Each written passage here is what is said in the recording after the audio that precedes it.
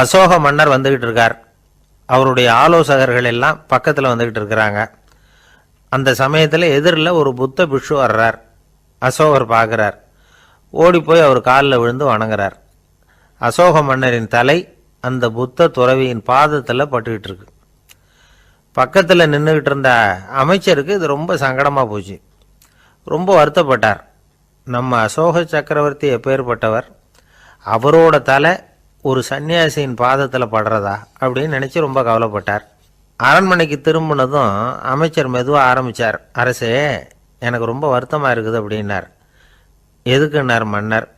அசோக சக்கரவர்த்தியின் தலை, அதாவது அந்த சிரம், ரொம்ப மதிப்புமிக்க ஒன்று.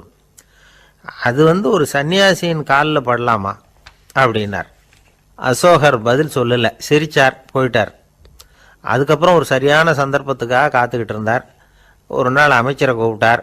எனக்கு 3 தலைகள் வேணும் அப்படின்னார். சொல்லுங்க, கொண்டுகிட்டு வரேன் அப்படின்னார் அமைச்சர்.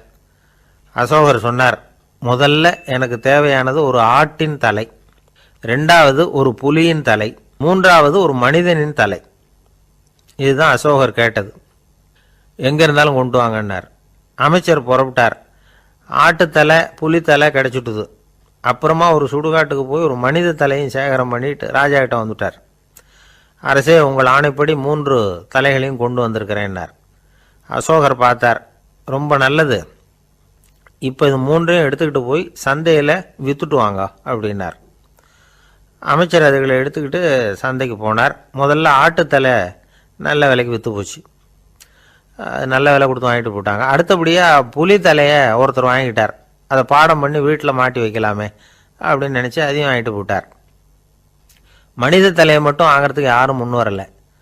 எல்லாரும் அதை பார்த்துட்டு விலகி போக ஆரம்பித்தாங்க. அமைச்சர் திரும்பி வந்தார். அரசே, இந்த தலையை மட்டும் யாரும் வாங்க மாட்டேங்கிறாங்க அப்படின்னார். சரி, பரவாயில்ல, இதை இலவசமாகவே இனாமாவே யாருக்கிட்டையாவது கொடுத்துட்டு வந்துடுங்க அப்படின்னார். அமைச்சர் மறுபடியும் சந்தைக்கு போனார். இதை இலவசமாக தரேன், இதை வாங்கிக்கோங்க அப்படின்னார். அப்பவும் அதை யாரும் வாங்கிக்கிறதுக்கு தயாராக இல்லை. மறுபடியும் திரும்பி மன்னர்கிட்ட விவரத்தை சொன்னார். இப்போ மன்னர் சொல்கிறார், அமைச்சரே, உயிர் இருக்கிற வரைக்கும் தான் இந்த தலைக்கு மதிப்பு. ஜீவன் போனதுக்கப்புறம் அதோட மதிப்பும் போயிடுது. அதனால் மதிப்பு இருக்கும் பொழுதே பெரியவர்கள் பாதம் பணிந்து அந்த புனிதத்தை பெற்றுக்கொள்ளணும் அப்படின்னார். பணிவுங்கிறது வேற, அடிமைத்தனம்ங்கிறது வேற. பெரியவர்களை பணிவது நமக்கு பெருமை தரக்கூடிய விஷயம். இதை மனசில் வச்சுக்கிட்டு எப்போ காலில் விழணும், எப்போ காலில் விழக்கூடாது அப்படிங்கிறத முடிவு பண்ணிக்கணும். ஒரு சாதாரண ஆள் நடந்து வந்துக்கிட்டு இருந்தார். எதிரில் வந்த ஒரு பெரிய மனுஷன் ஓடி போய் அவர் காலில் விழுந்து தன்னுடைய தலையை அவர் பாதத்தில் கொண்டு போய் வச்சார். கொஞ்ச நேரம் கழித்து எழுந்திரிச்சு வந்துட்டார். வந்த பிறகு இவரை கேட்டேன், ஏன் திடீர்னு ஓடி போய் அந்த ஆள் காலில் விழுந்தீங்க அப்படின்னு. அவர் போட்டிருக்கிறது என்னோட காணாமல் போன செருப்பான்னு கண்டுபிடிக்கிறதுக்காக அப்படி விழுந்தேன் அப்படின்னார். மறக்காம சர்ப்ரைஸ் பண்ணுங்க. தேங்க்யூ.